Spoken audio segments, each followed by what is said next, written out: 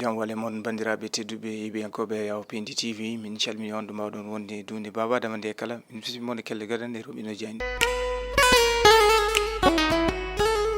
altini nogas e jeetati lewru janvier 2025 bisimilla mono kelle gadande robindo jandeji potortoɗen ko jayde gendire nde jande le soleil ɓe garti koye on loi agro silvo pastoral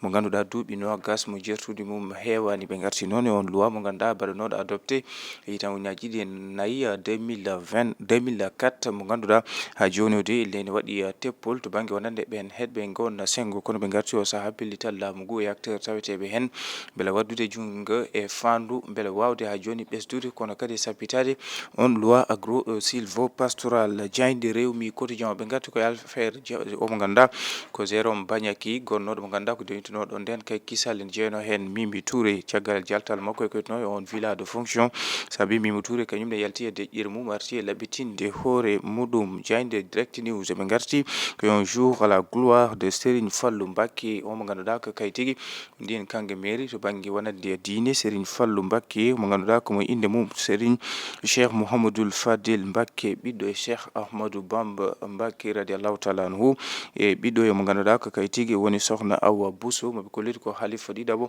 mo ganduɗa ko Cheikh Ahmadou Bamba cosɗo lawol Mouridiya mo ganduɗa joni golle mum ne jokki haalede to banggue baɗe mum e wawde lidde ko yete ko diine l'islam haɓuri tengtude ɗo e nder leydi Sénégal jayde la dépêche ɓe garti koye mo ganduɗa ko Donald Trump horejo dowlaji tentude Amérique to banggue pellitde ƴetti ɗi ganduɗa hande oɗo saaha ko ɗum addi tigui to banggue wonande yoga e caɗele e leyɗele aduna o jayde les républicains ɓe garti koye on front de défense de la démocratie de l'état de droit pour la sauvegarde de la nation ɓen ɓe ganduɗa ko ɓesguji leydi Sénégal naaɓe wuroɓe toon to dowlaji dentude Amérique jalti gam wadde seppo ha joni ewnade nguɗo laamu Sénégal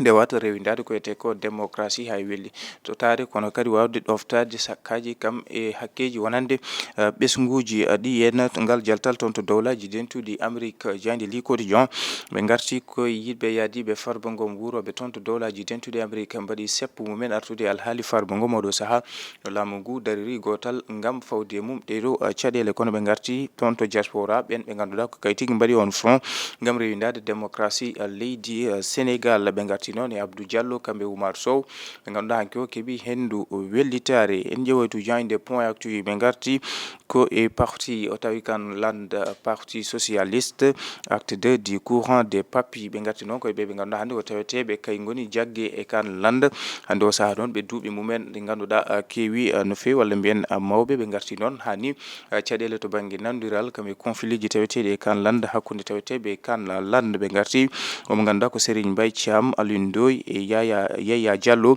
yiɓe alay saago waylo waylo wawa wadde sukaɓe ɓe beele mbawa kadi ha joni joktade on parti kono ɓe garti omo ganduɗa ko kanko tigui woni Aminata Mbengue Ndiaye Aïda Sow Diawara e Cheikh mo ganduɗa ko Seck ɓe ganduɗa e li ene mbaɗi poɗe ndure hakkude mum e ɓen ɓe ganduɗa hande ko kay tigui jiiɗi on waylo kono ɓe garti e on rapport cour des comptes mo ganduɗa holliti ma ɓangin rapport cour des comptes mo ganduɗa koye yontere fande nde ɗum ɗon ne kadi ko hunde fanunode ɓoyata ko maɓe mbaɗ ɗum ɓangino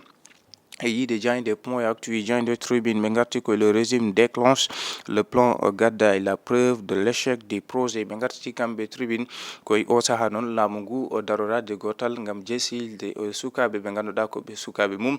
gam ɗannade nawde ɗumen toon to leyɗele Espagne hay ko nandi hen ɓe kolliti e yide jayde tribune ɗum ɗo de ko ɗum yeeru hollutogu wonande nguɗo laamu hattanani kono ronkani ko yete ko wawde tottude golle ha ɓamtare wonande leydi Sénégal kono ɓe garti kamɓe tribune yiiɗi oɗo saaha noon leydi Sénégal daranade hani dañe ko yete ko bottare hirande ko ɗum haare mawde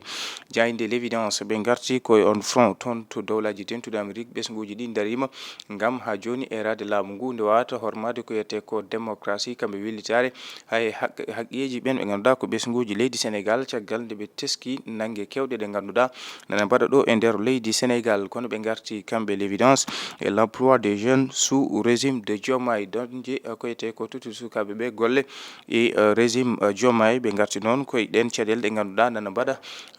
banggue o e banggue to banggue diwanuji leydi ndi nen sukaɓe yiɗɓe yaade toon to Espagne wiyete ko to banggue wonande on immigration mo ganduɗa sukaɓe ne totta ɗereji mumen ɓe garti e ɗen caɗele teskaɗe hanki o toon to bureau d'accueil d'orientation et de la suivi mbo Dakar kono diwanuji ɗi kala nana dilli gam sukaɓe yiɗɓe ɗumen yaade toon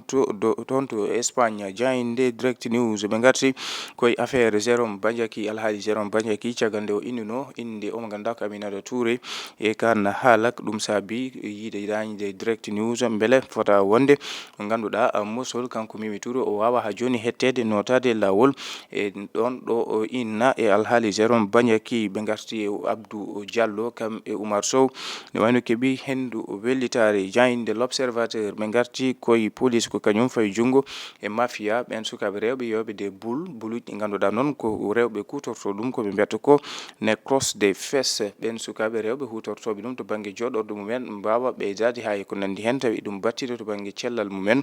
ɓen ɓe ganduɗa ko naggaɓe goto mo ganduɗa ko biyeteɗo Alima Sow e assistant ji walla gollonoɓe mumen caggal ballal médecin ji kam e police pawi e makko junggo toon to mars zingue jayinde Walf Quotidien ɓe garti koye caɗele faggudu leydi Sénégal ɓe garti e omo ganduɗa ko kaytigoni Moustapha Diakhaté tawi noon ko faggudu yanke o arti e yiide wonande caɗele faggudu leydi Sénégal so tawi yerudama caɗele faggudu grec systémique caɗele ɗe o arti hen kono kadi mosol bodgol waɗede gam joni mbawen safrude ɗen caɗele jayinde le quotidien ɓe garti koye l'énergie du d'espoir jayinde le quotidien ɓe garti noon koye sukaɓe ɓe ganduɗa hanki o tawama bang yo bang toon to bureau d'accueil d'orientation et de la suivi gam yidde wadde koyete ko déposé wawde yaade toon to Espagne caggal ne laamu ngu addi koyete ko ngal ballal ɓe kolliti ɗum ɗo de elle ko ɗum ƴiwonde sayde to banggue ɗaminare sukaɓe ɓe wawde gollude ɗo e nder leydi Sénégal ha e dañji koyete ko golle Abdou Mbow ganduɗa ko député holliti ɗum ɗo hollita tan ko ɗum ha joni wawde walla laamu ngu wasi ɗum wawde kono kadi famde ko yitno ko e janɗe ɓesguji ɗi haɓuri tengtude e kamɓe sukaɓe ɓe kono kadi gona hattanɓe ko yete ko dongal ngal donigal jayinde rewmi sport ɓe garti koye tirage au sort CAN 2025 leydi Sénégal yani ko hawri mbiyen koye RDC République démocratique du Congo Bénin hani e Botswana saabi omo ganduɗa ko Aliou Cissé menoɗo wonde entraîneur mo leydi Sénégal hokki en yande mum holliti omo jogui jikke mawɗo leydi Sénégal ene wawi yaltude tigui tigui wadde qualifié e oɗo mbiyen pool mbo rendi to banggue wonande on tirage au sort CAN 2025 bandiraɓe tedduɓe yeɓiyankoɓe Yaw Pindi TV ko ɗum woni komin ɗoɓe nomone kelle gadana ruɓino jande je subaka hande o min dokkon aadi alarba janggo sa hore welede Allah.